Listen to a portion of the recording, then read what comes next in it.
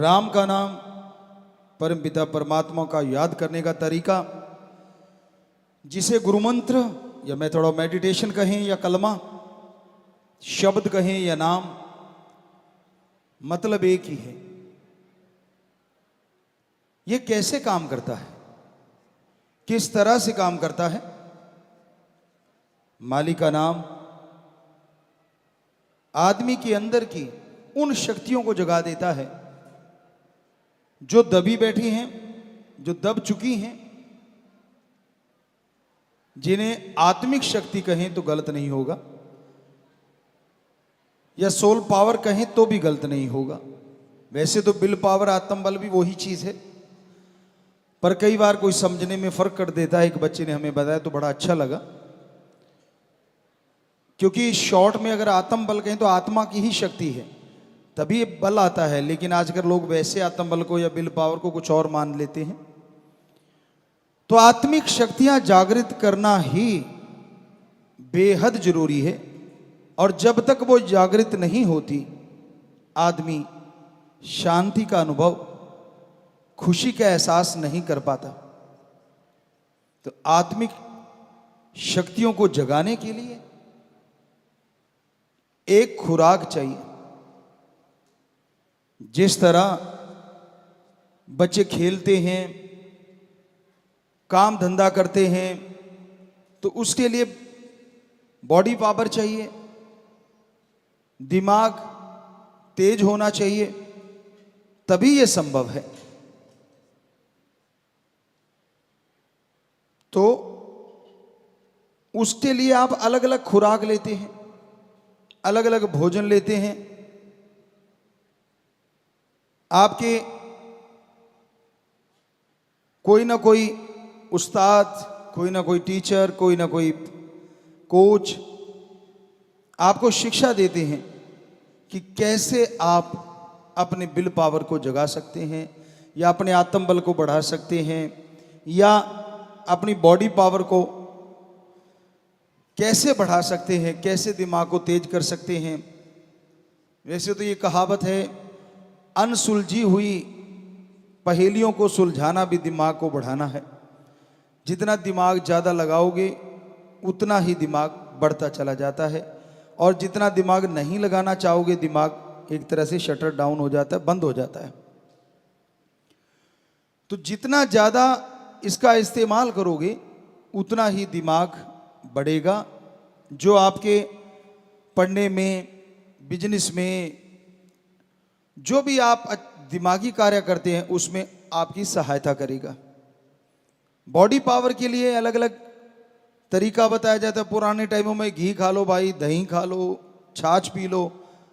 आज वालों को वो चीज़ लगता है कि गलत थी, तो आपको नॉलेज के लिए बताना चाहेंगे, ये जो वे प्रोटीन बनता है या प्रोटीन बहुत सारा बनता है, वो छाछ में जो मलाई होती है, एक घर की छाछ होती है ना, गांव वाले बच्चे जानते होंगे।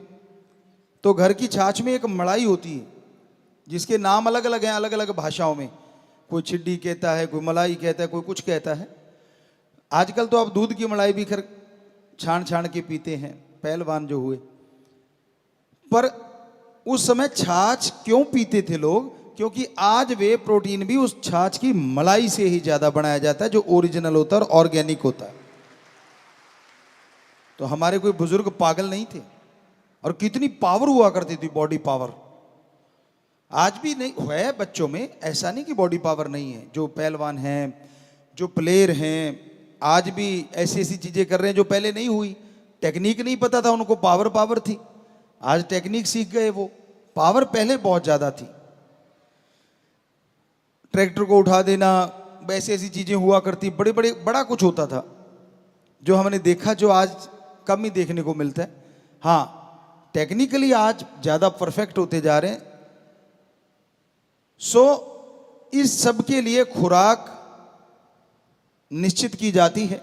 जिसकी चर्चा हम कर रहे हैं वो वाली खुराक, आत्मिक शक्ति या सोल पावर। आत्मा की खुराक कौन सी है जिससे आत्मिक शक्ति बढ़ जाए, ताकि आपका विल पावर अप होता ही चला जाए। और आपको पता है, जिनके अंदर विल पावर होता है, आत्म बल होता है, वो अपनी आदतों को बदल डालते हैं। और आज कौन सी आदत बदलने की जरूरत है? मांसाहार, शराब, नशे और अपनी बैड हैबिट्स। आप किसी को बताओ मत, क्योंकि आपको शर्म आती, पता नहीं क्या बोलेगा, और सच भी है, पता नहीं कौन क्या बोल दे, ये तो लफंगा है, ये तो गुंडा है, ये तो नशेड़ी है, तरह तरह के वर्ड आज आम ही सुनने में मिलते हैं। तो इस डर से आप किसी से शेयर भी नहीं करना चाहते। तो उसके लिए आपको एक तरीका बताएंगे जिसका नाम है गुरु मंत्रा। किसी को बताने की जरूरत नहीं पड़ेगी, आप अपनी आदतों को खुद बदल डालोगे, और वो भी कुछ घंटों में, कुछ मिनटों में। आपके अंदर वो सोल पावर, वो आत्मिक शक्तियां जाग उठेंगी।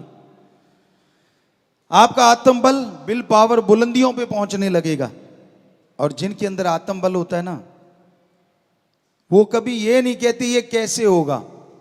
कितना भी असंभव सा कार्य हो, वो कहते ये तो चुटकियों में हो जाएगा, बात ही कुछ नहीं।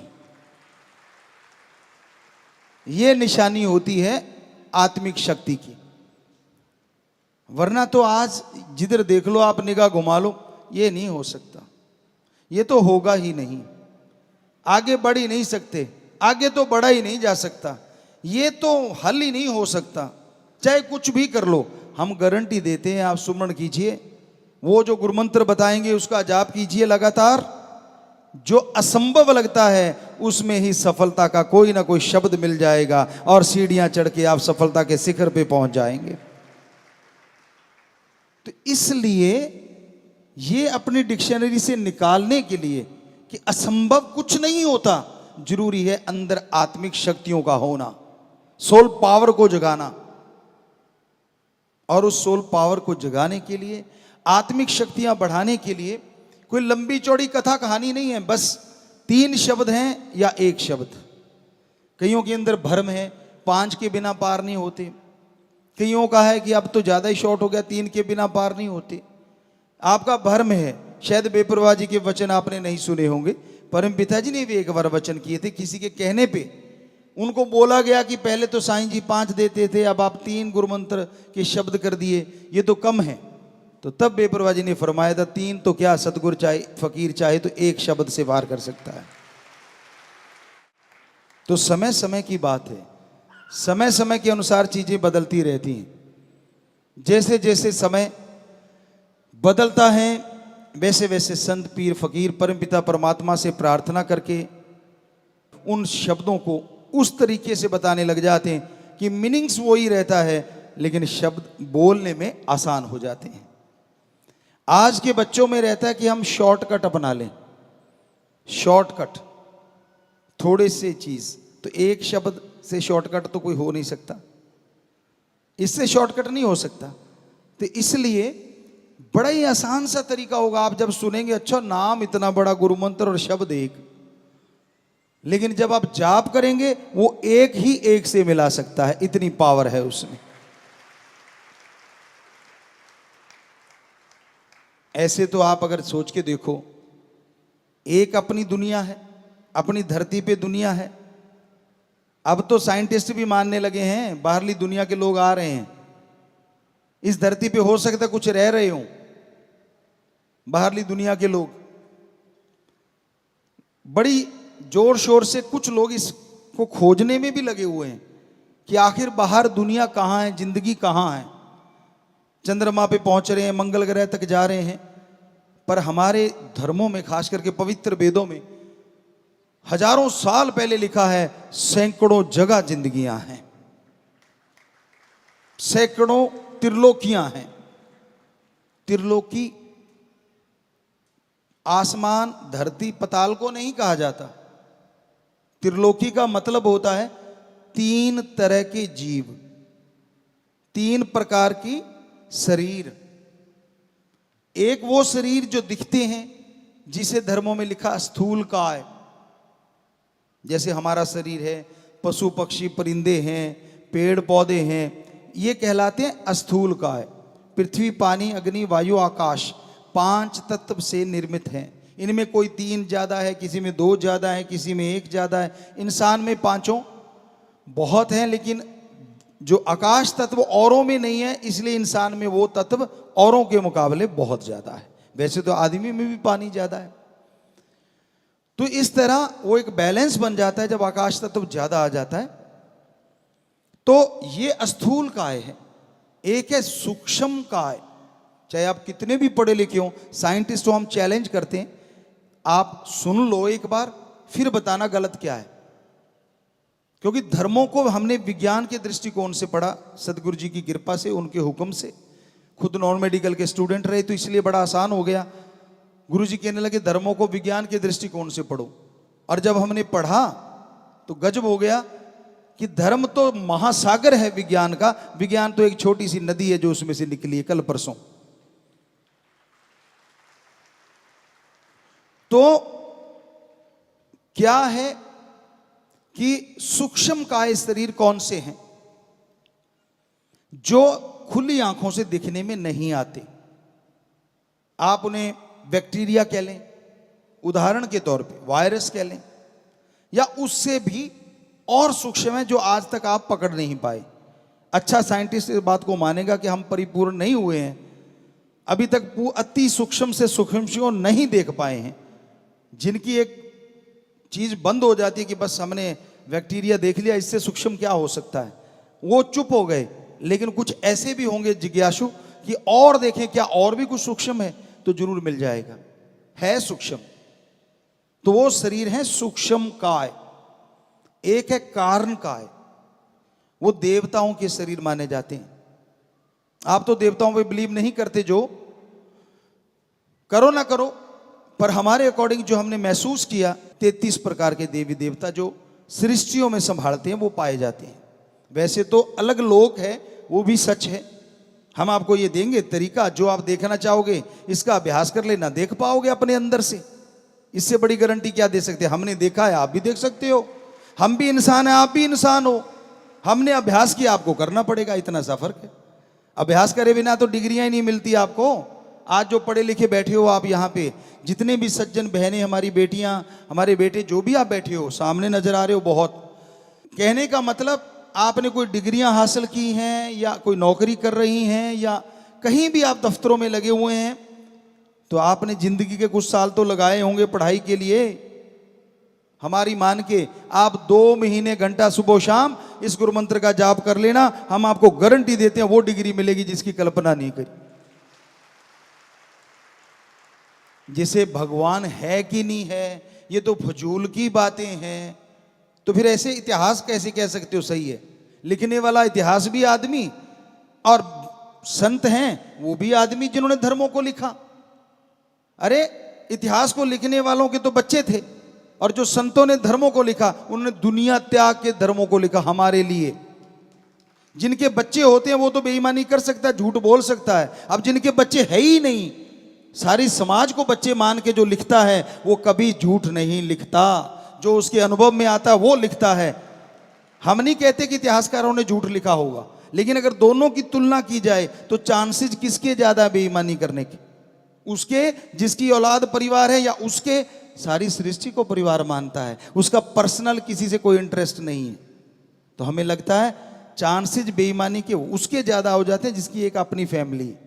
वो उनके लिए ठगी मार सकता है, बेईमानी कर सकता है, कुछ भी कर सकता है। पर जिसकी सारी सृष्टि फैमिली है, जिसको पता है उसके शब्दों को आने वाले टाइम में प्रयोग किया जाएगा, भगवान से जुड़ जाता है, वो 100% सच होता है। उसमें कोई चांस ही नहीं रहता कि वो बेईमानी करेगा। किस लिए? कोई पर्पज तो हो, अपना नाम मशहूर करने के लिए। ऐसा भी उन्होंने नहीं कहा। उन्होंने तो अपने आप को दासों का दास, सबसे छोटा, मैं तो आपके जूतों में बैठूंगा, हमेशा आपने सुना होगा। तो ऐसी बातें आती हैं संतों महापुरुषों की, जबकि वो इतने बड़े महापुरुष थे, इतने बड़े संत थे।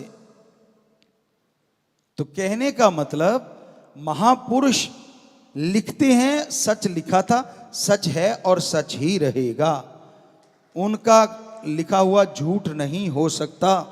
तो ये उनकी बातें आपको बता रहे हैं। कारण का इस शरीर में क्या होता है, वो जब चाहते उनके पास एक पावर होती, जो आजकल आप मैजिक देखते होंगे या किसी फिल्मों में देखते होंगे। हम क्योंकि फिल्में देखते नहीं, हमें पता नहीं, पर बच्चों से सुनते रहते हैं कि भाई आपने ऐसे मैजिक, भाई छोटा हो जाता है फिर बड़ा हो जाता है, कभी लुप्त प्राय हो जाता है, दिखता ही नहीं। सुनने में आया कि ऐसी चीजें आपको कल्पना में फिल्में बना के या ऐसे करके दिखाई गई होंगी। वो कल्पना है, लेकिन हकीकत में देवी देवता 100% ऐसी होते हैं। वो कहीं भी पहुंच सकते हैं, ऐसी उनका आत्म बल, आत्मिक शक्ति बढ़ी हुई होती है। अपने आप को बिल्कुल ऐसा कर देते कि आप देख ही नहीं सकते, आपके आसपास ही होते हैं। वो छुप जाते हैं, अदृश्य हो जाते हैं। जितना चाहे शरीर को, बहुत हद, एक हद होती है, उतना लंबा चौड़ा कर सकते हैं और छोटे से छोटा कर सकते हैं और दृश्य हो जाते हैं। तो उसको शरीर को कहा जाता है कारण काय। तो ये 3 शरीर हो गए, स्थूल काय, सूक्ष्म काय, कारण काय।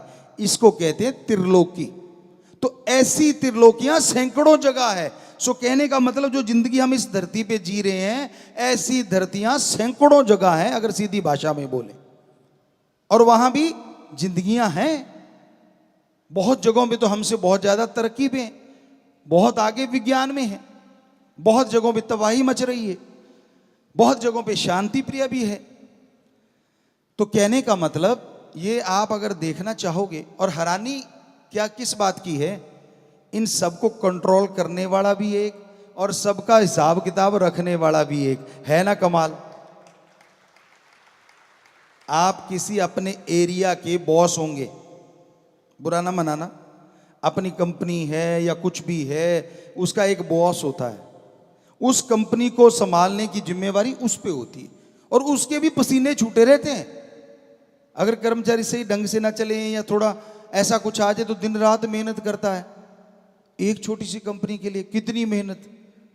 चलो बड़ी कंपनी के लिए फिर वो आगे कई बॉसेस बन जाते हैं और एक हेड रह जाता है। आप जरा सोच के तो देखिए कितनी संख्या होगी अपने धरती की। मान लो शायद करोड़ों में या अरबों में पहुंच गई होगी, शायद, क्या कह सकते हैं, वो तो राम जाने, क्योंकि बीच में पेड़ पौधे भी तो हैं, पक्षी भी हैं, जीव जंतु भी हैं। तो उनका एक एक पल का एक ही बंदे के पास हिसाब किताब है। हर किसी की जानता है वो, चाहे उसने आगे अपने भी बंदे रख रखे हों। देवी देवताओं की ड्यूटियां 33 की लगा रखी हैं कि आपने ऐसे ऐसे ये काम करने हैं, और भी होंगे कुछ, लेकिन उनको पता हो ना हो फिर भी उसको खुद को सारा पता होता है। तो ऐसा है हमारा ओम भगवान परमात्मा, गॉड, सुप्रीम पावर। अब पशु तो भी सुन रहे होंगे बेचारे, वो तो नहीं समझ सकते, लेकिन आपका तो दिल कर सकता है ना कि यार देखिए तो सही वो है कैसा।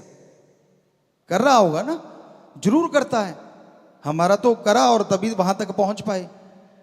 तो बिल्कुल करता है, और वो उसको पाने के लिए ही आपको वो तरीका बताएंगे जिसे कहते हैं गुरु मंत्र या मेथड ऑफ मेडिटेशन। आपने बस अभ्यास करना है, परहेज तो मानने पड़ते हैं। डॉक्टर साहबान यहाँ बैठे होंगे, बड़े डॉक्टर भी होंगे, कोई बीमारी लग जाए किसी को तो परहेज बताते हैं ना कि बेटा ये नहीं खाना, गला खराब है तो गर्म ठंडा इकट्ठा ना लेना, नजला है तो ठंडी चीजें मत खाया कर, बुखार में ये तो इत्यादि इत्यादि सारी बातें क्या कहें डॉक्टर साहबान, और जो बीमार रहा है उसको पता है, परहेज बताए जाते हैं। वैसे ही संत पीर फकीर जो गुरु होता है वो परहेज बताता है कि बेटा ये बस थोड़ी सी चीजें अवॉइड कर देना, फिर मेथड ऑफ मेडिटेशन गुरु मंत्र का जाप करना, जो तू चाहेगा तेरी गंदी आदतें बदल जाएगी और अच्छाई में तू तरक्कियां करता चला जाएगा। इसलिए हमारे धर्मों में गुरु मंत्र की महत्ता बहुत ज्यादा है। और गुरु मंत्र है क्या? क्या गुरु का मंत्र? जी नहीं। पहले आपको गुरु मंत्र की व्याख्या।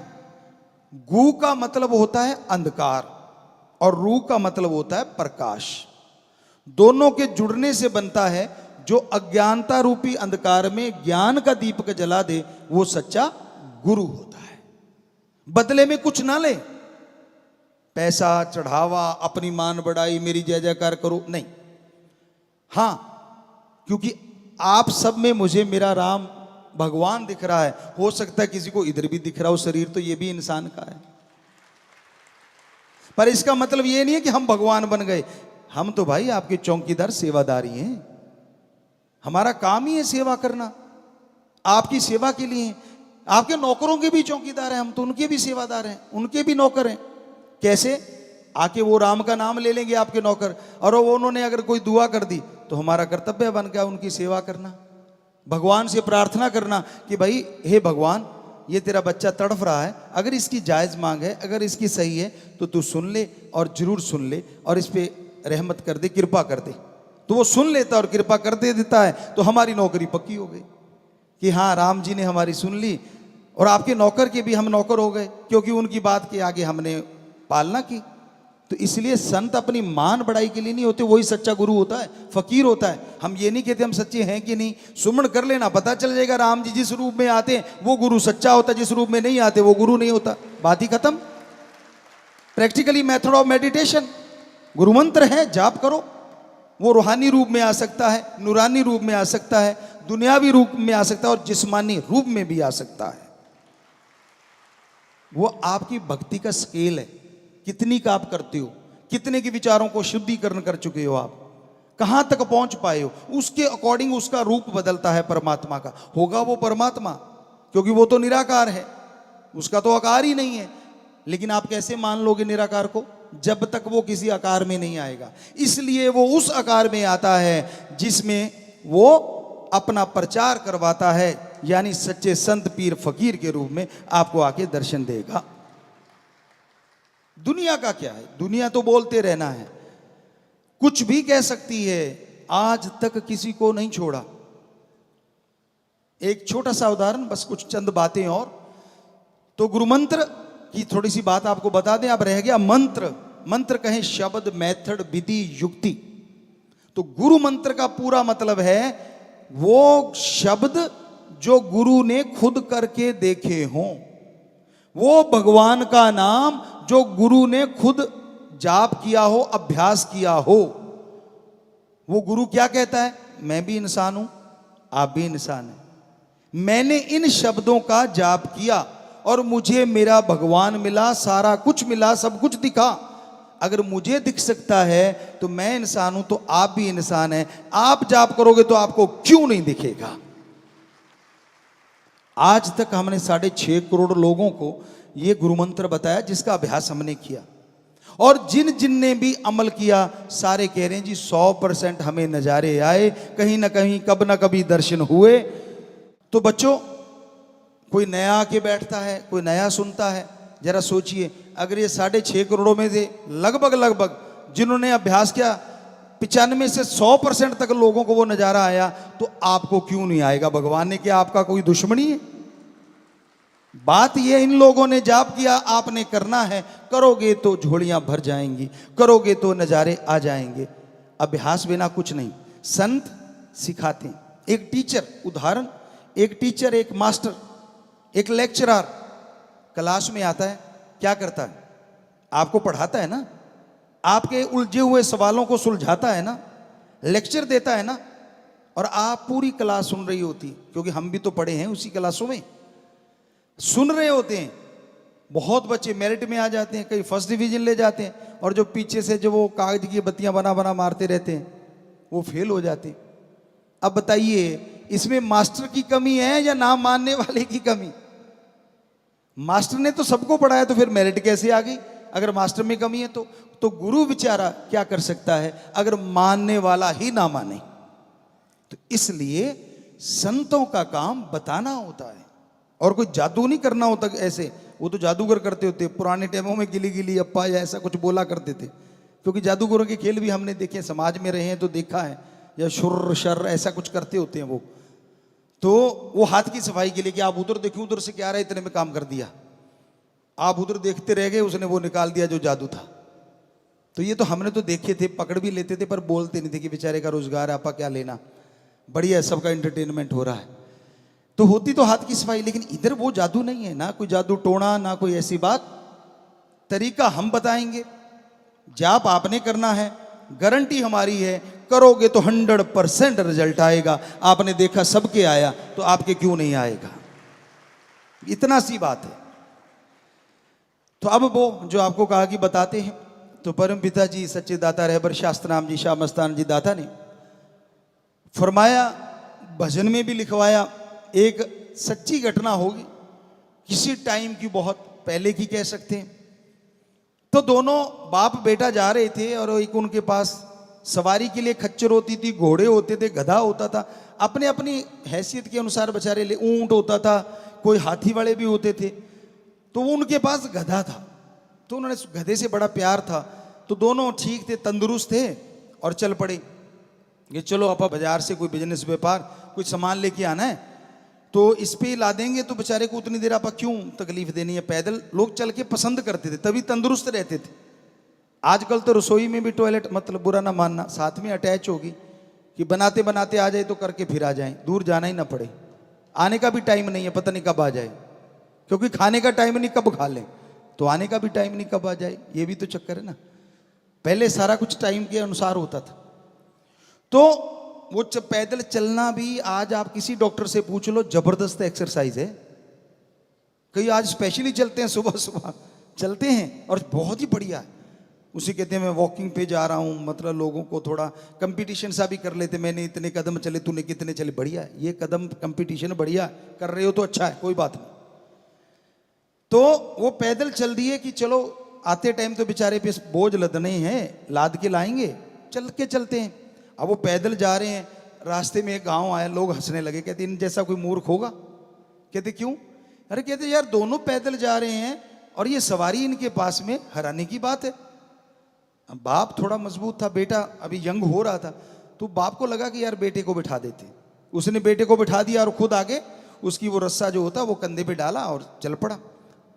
अब आगे कुछ लोग आए तो हंसने लगे, कहते मुस्टंडा है, हट्टा कट्टा हष्ट पुष्ट गधे पे बैठा और अपने बाप को पैदल चला रखा है। वो कहता बापू आजा। बेटा आगे हो लिया, अब कंधे पे वो उसने डाल ली और बाप बैठा। तो अगला गांव आया, वो हंसने लगे, कहते इसको शर्म नहीं आती है अधेड़ को, है अच्छा भला है, तंदुरुस्त है, छोटे से बच्चे को आगे चला रखा है। बाप कहता बेटा अब क्या करें? कहता तू भी आजा। बेटी को कहने लगा तू भी आजा, और तो कोई तरीका नहीं। बेटे ने पूछा क्या करें बापू? कहता तू भी आजा। अब दोनों चढ़ के अगला गांव आया, कहते ओ हो कितना बुरा जमाना आ गया। कहते क्यों? दूसरा पूछता क्यों? कहता वो सामने देखो, बेचारा बोल नहीं सकता, इसलिए पे एक गधे पे दो बैठे जा रहे हैं। दोनों ने एक दूसरे को देखा, कहते अब क्या करें? गांव कहते अब और कुछ नहीं रहा, इसको उठा के अपने ऊपर बिठा लेते। भोड़े थे, थोड़े सीधे साधे थे, पावरफुल थे, वरना गधे को उठा लोगे ऐसी दुलत्ती झाड़ेगा, पता नहीं 32 भी बाहर आ सकती है। पर वो पावरफुल थे उस टाइम के लोग।